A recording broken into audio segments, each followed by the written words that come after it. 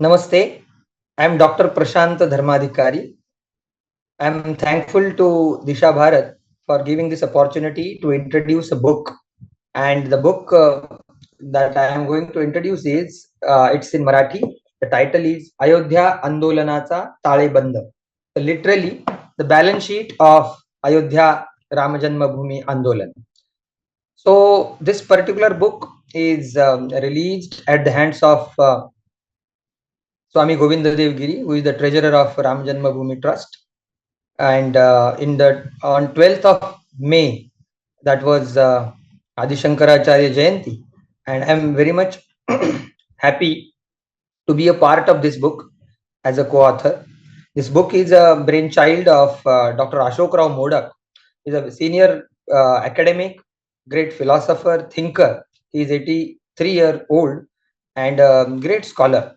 So he thought of chronicling a kind of document, and that idea was what is the impact of Rama Janmabhoomi Andolan on the social, cultural, and political fabric of India. So I feel very fortunate to be a part of this book and understanding the ideas. Now, this book is different from other books based on Ayodhya, because other books are talking about the history of Ayodhya, talking about history of that entire movement.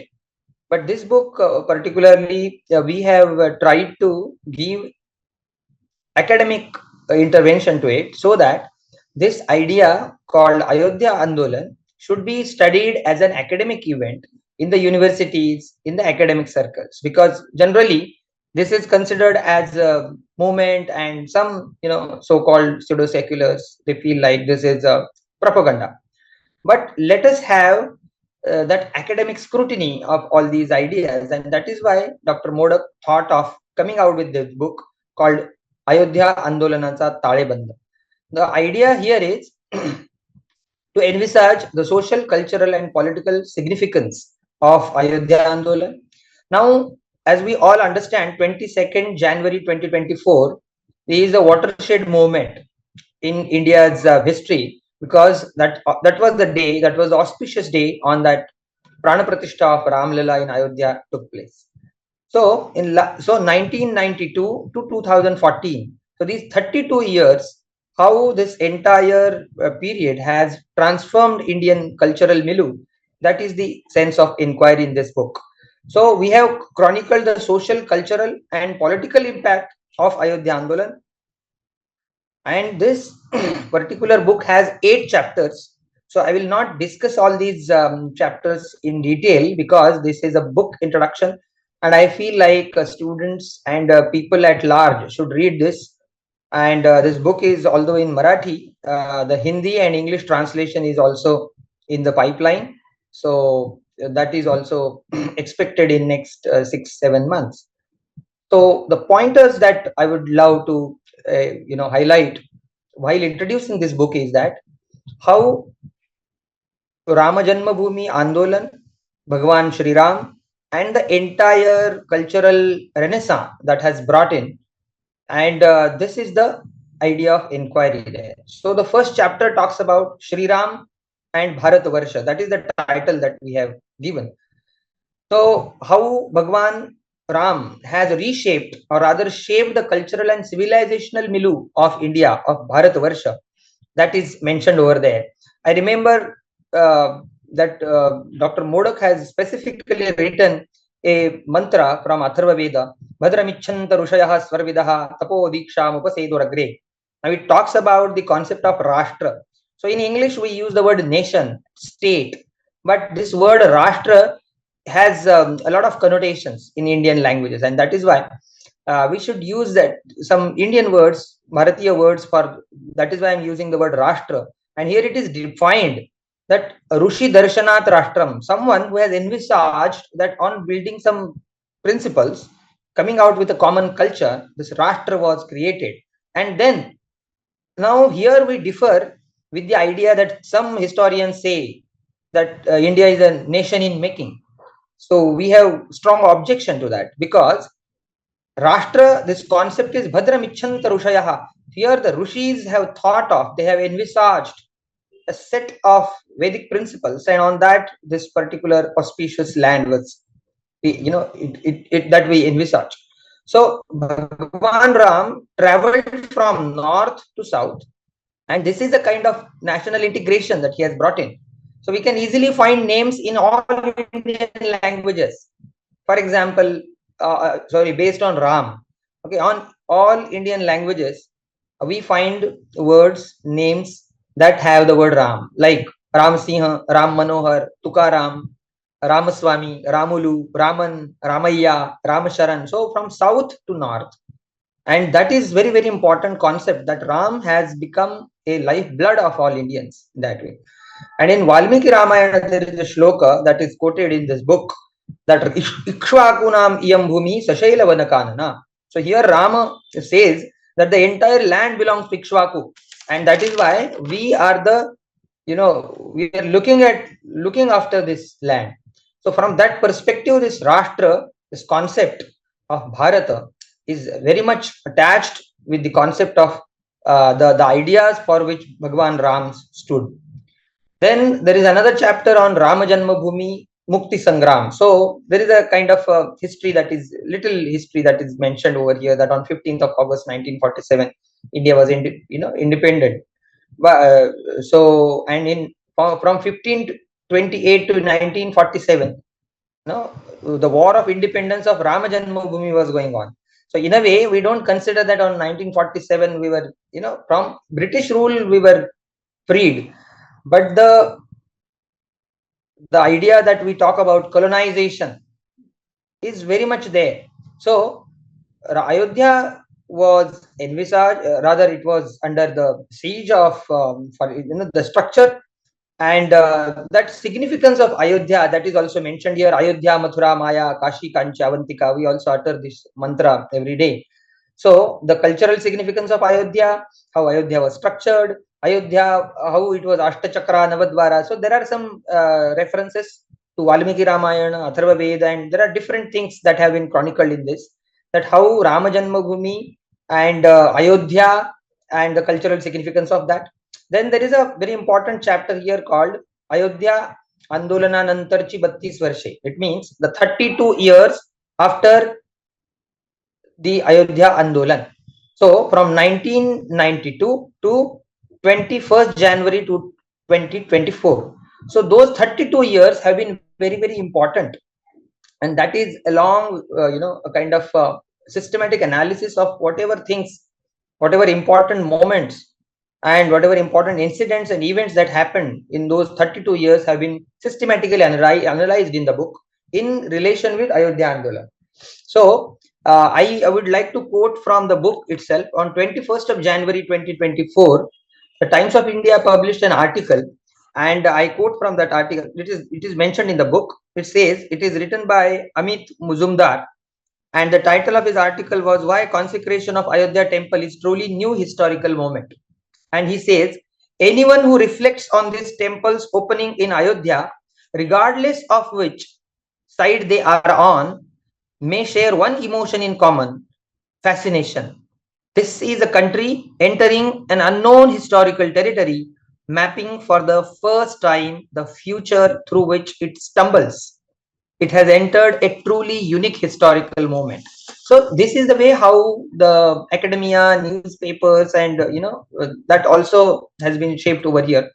Another special thing about this book is the book is written after the consecration of Ramalala in Ayodhya. So till that time, whatever happened, we have tried to chronicle into this book. So this is the most updated book on this issue that we can talk about, and that was the idea of Dr. Ashok Modak to release it on Ram Navami, but it was released on Adi Shankaracharya Jayanti. So the point I was talking about, that on that day of consecration, two speeches that all Indians we have heard. The first speech was by Pujaniya Mohan Rao Bhagavat, the Pujaniya Sarasangachala, and he talked about Rama Janmabhoomi Pratishtha. He had established Swa in the national consciousness. So the tone of his speech was this, that this consecration is not simply a prana pratishtha of a temple, rather it is a kind of prana pratishtha of Swa, And then he says that he also mentioned that in Tulsi Ramayan, there is a reference of how Rama Rajya was like. We all know that even Mahatma Gandhi used to say that Rama Rajya concept. So he says Adhyatmik, Adidaivika and Adibhautika tapas were not there in Ayodhya that time. So that was the idea he mentioned there, and that is mentioned here. We often talk about rights, but we seldom perform our duties. And that is why we should perform tapas. And that is the concept he spoke about. So, and another very important speech on that day was by Prime Minister Narendra Modi. And that book and the systematic analysis of that speech of Prime Minister Modi ji is also discussed in the book. He says that what is this temple? He says Dev se Desh or Ram se Rashtra ka pravas. So he says we have to. This is the journey from Ram to Rashtra, and there is a long. He has a beautiful fiery speech there. So the point we tried to mention here in this book, that this temple and the consecration of this particular temple and that entire Ayodhya Andolan should be considered as an very, very important idea, so that we can discuss it on the academic forums and to understand it as an academic intervention. Then Ram Janmabhoomi Andolan and Indian economy. There is a very interesting coincidence which is mentioned, and that is there is a speech given by Sudhanshu Trivedi ji in the winter session of Parliament on 5th of December 2023, and he has come out with a very interesting coincidence of Ayodhya Janmabhoomi Andolan and Indian economy. Very interesting. He says, he has pointed it out. He says when India got independence, the economy of India and Ram Janmabhoomi was locked. It was behind the bars. In 1992, when the illegal structure that was collapsed on the one hand, and in 1992 itself, India has accepted LPG, that is liberalization, privatization, and globalization. And in this way, and when 2019, when the Supreme Court ordered the building of the temple in Ayodhya, on the same, in 2019, India's forex reserve was $500 billion.